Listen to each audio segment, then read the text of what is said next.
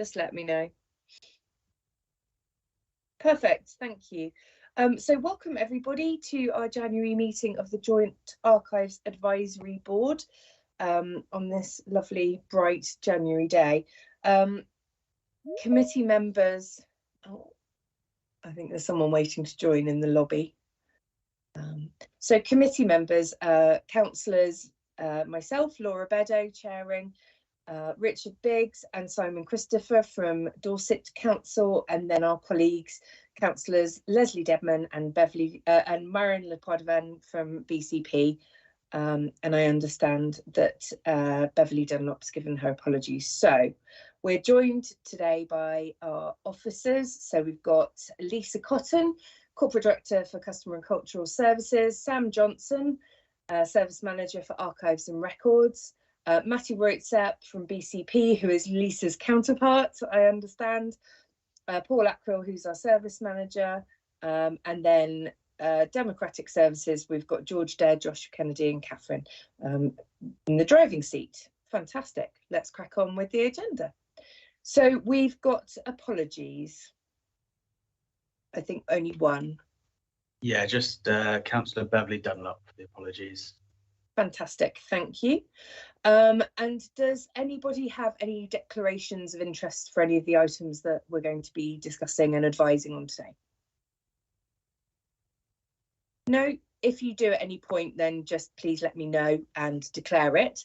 If you could use the raise your hand function if you want to speak, because that's the easiest way when we're remote, to be able to see who wants to speak, that'd be great, thank you. So moving on to the minutes, I assume everybody's had a chance to read them and are comfortable with them. The meeting was on the 14th of November 2022. So colleagues, are you happy to sign off those minutes as an accurate record of the meeting? Yes, thank you, Yes. Chairman. Yeah, okay, fantastic. The next two items are really nice and easy because I don't think we are joined by any members of the public, although we do have a guest. Carola, I think you're joining us to sit in, aren't you? Is there any, we haven't received any prior notice of any questions from any members of the public? Looking to Democratic Services for confirmation. No. Okay.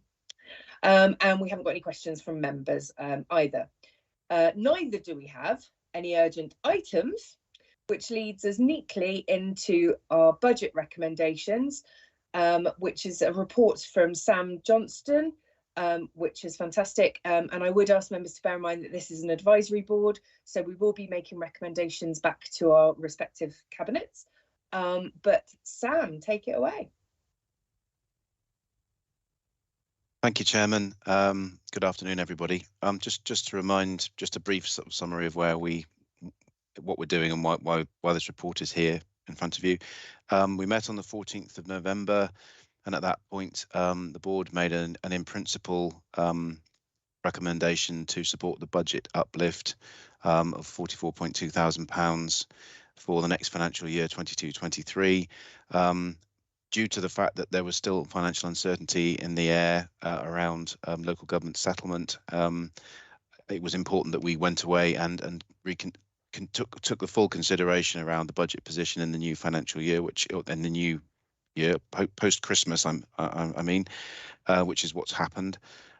So we with Paul Ackrill, my colleague, we have in the report before you have confirmed that there's been no substantial change to the budget position as it was understood at that point. The report itself is substantively the same as the last one, with much of the information retained. However, it's a public document, as you'll be aware, so certain things are not present. The second point, the first thing that the first consideration for the board is that budget decision around the uplift to confirm or reconsider that point.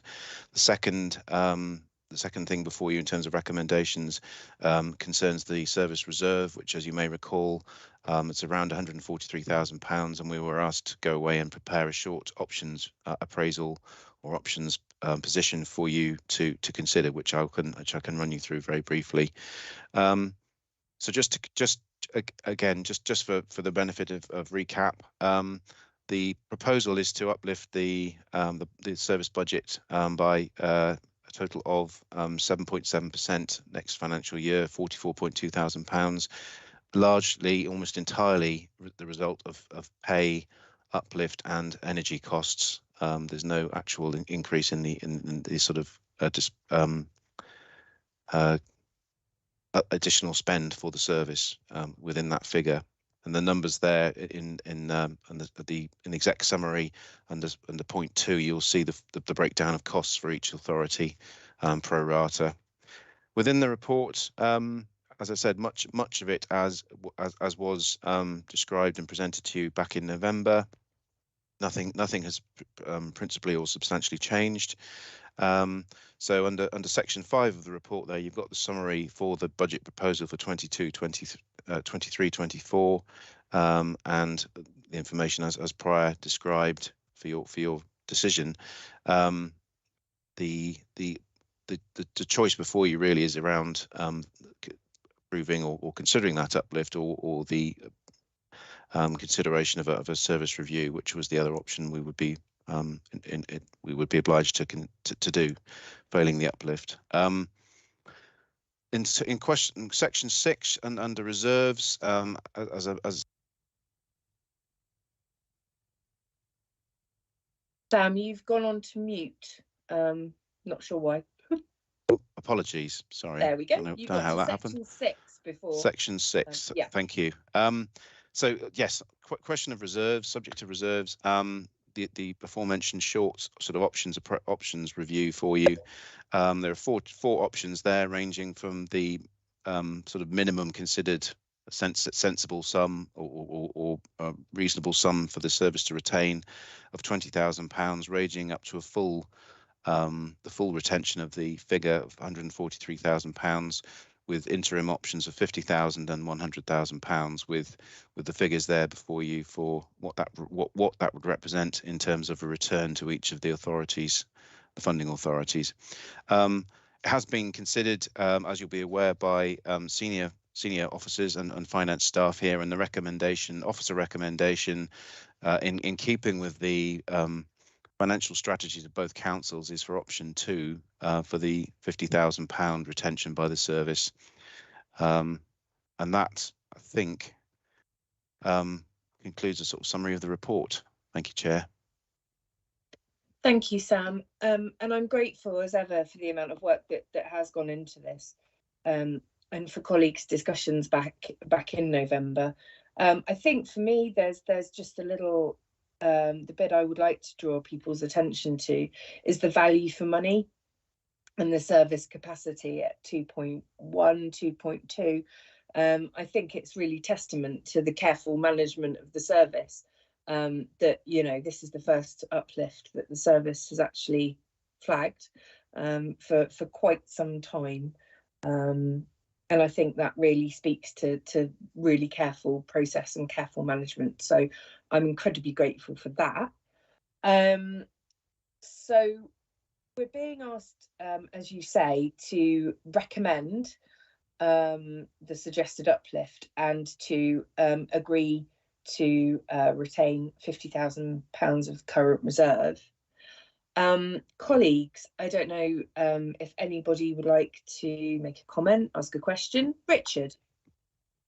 Yeah, so I would certainly support the recommendation we made previously regarding the uplift. Regarding reserves, I'd just like to question Sam regarding whether that, obviously officers have discussed that as an appropriate amount, but looking back over the years, the reserves, I mean, do you hand and heart feel that that is an adequate reserve in, you know, what sort of calamities? I know that a crystal ball is very difficult, but things that have occurred in the past that have taken a hit on reserves, is that sufficient, or are we a bit close to the wind with that? I think I'd be I would obviously, the more the better. As far as a service manager responsible for the service, I welcome any retention of funds, but I'm equally well aware of the fact that there are huge pressures on both councils, and realistically, I think it's an increase on what was initially proposed. So I'm very grateful for that. I think that the biggest undertaking by the authority, by the service upcoming, is the capital project. We've already committed quite significant funds towards support for that project. So £50,000 going forward is going to be very helpful. It may not be sufficient to cover everything, but I think it's still a very useful fighting fund, if you like, for that purpose. Crystal ball gazing, as you say, is a sort of risky business. So it may well be that more is required, but I'd obviously we intend to manage that £50,000 very carefully and only draw upon it where it's really specifically and uniquely required for that purpose, ideally. So hope that answers your question. Yes, Thanks, thank you. Sam. Richard, does that answer your question, or did you want to come back? Yes, it does.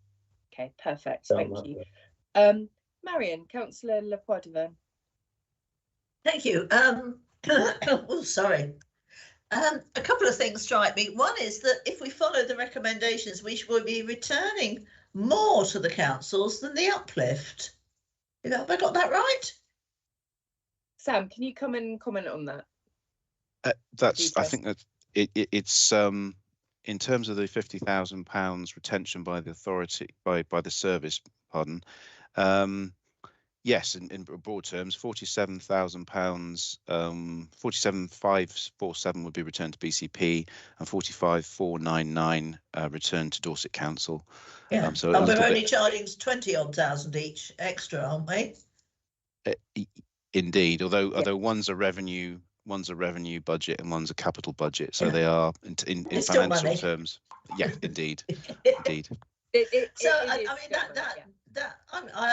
While I would be very happy with the 50,000 retention, that seems a slightly cockeyed situation. So I don't know. I'm just throwing that out there. The other question I have is given how stretched and what a wonderful job that the service is obviously doing, value for money, how have these reserves built up to this extent?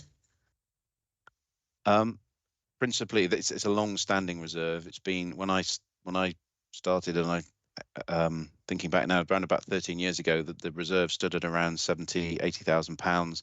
It's largely through vacancy savings that the money's been accrued.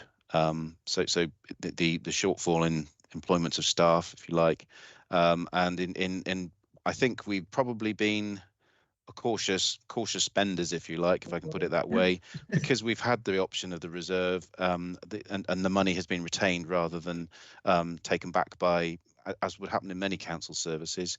We've had the luxury, I suppose, of being able to grow the reserve, although it hasn't been a conscious decision.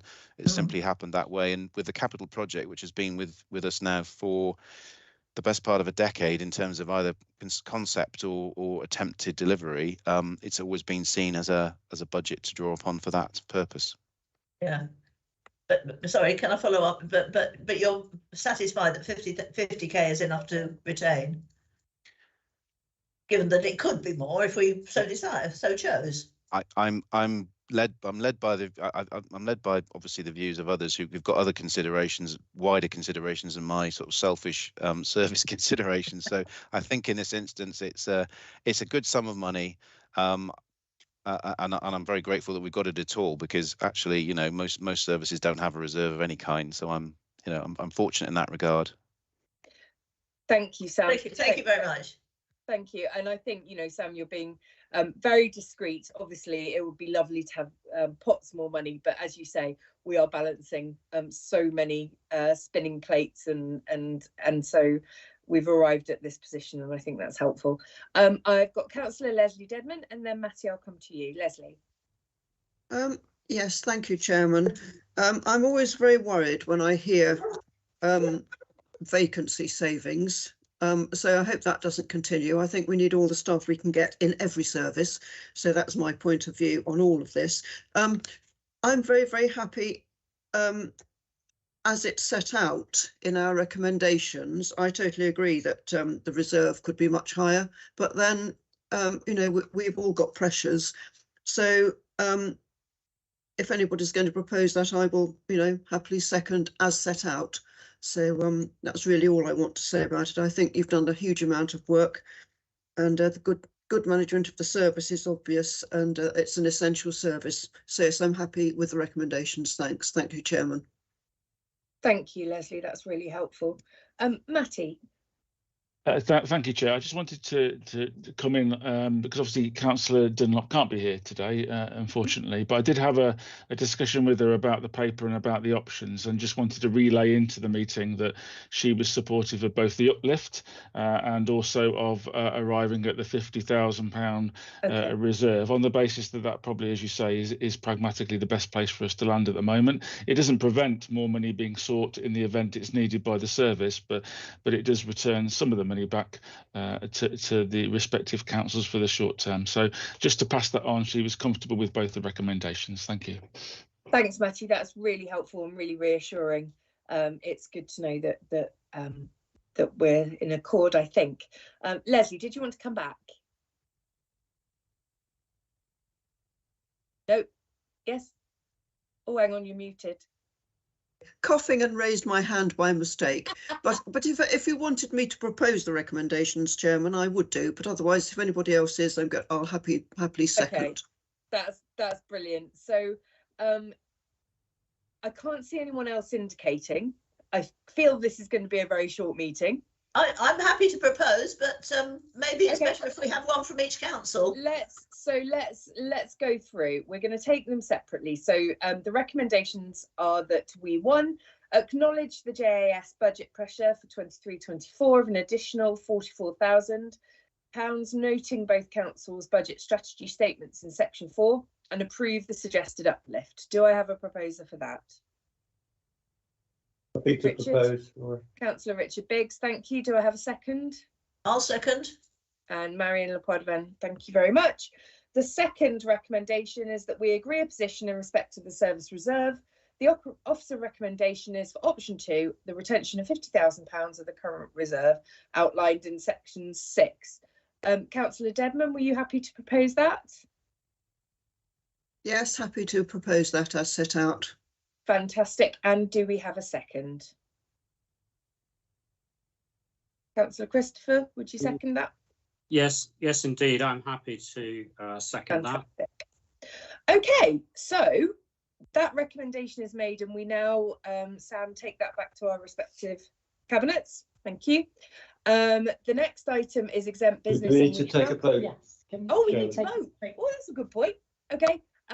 In that case, oh, Marion, did you want to come in? Or are you just going to remind me to vote? If one cabinet agrees to the uplift, to pay the uplift, and one doesn't, what's the situation then? Then I guess we're in an interesting situation. Lisa, putting you on the spot, in the hopefully unlikely event that one cabinet thinks it's a good idea and one doesn't, what would our position be as a service? We have been through the paper, thank you, Chair, but we've been through the paper with both financial services and both 151 officers. So I think we're confident that this that these recommendations will go forward to both cabinets in the as recommended. If there's any considerations that need to come back to us, then that would need to come back to us as a board. Thanks, Lisa. That's helpful and reassuring that we've done all the due diligence with the finance officers. So hopefully that answers your question, Marion. Yes, thank you. But thank you very much. Thank you, Lisa, and thank you for that it's all being addressed in advance, so to speak. I think yes, and this, a lot of careful work has gone into this and the preparation of this. So I'm reassured. So in that case, colleagues, can we vote all in favour of the 2 recommendations as proposed, seconded, and set out? Agreed? Agreed. Okay. Agreed. Fantastic. The next item is exempt business, and there is none. So I think at 19 minutes, that concludes this meeting. So thank you all very much for coming and discussing this. I hope this provides some reassurance, Sam, for the service, and please. Thank you. Yes. Please accept the board's thanks for the work that you have been and continue to do. We are grateful. Thank you. And that's the end of the meeting. Thank you very much, colleagues. Thank you, Chairman. Thank you. Thank you.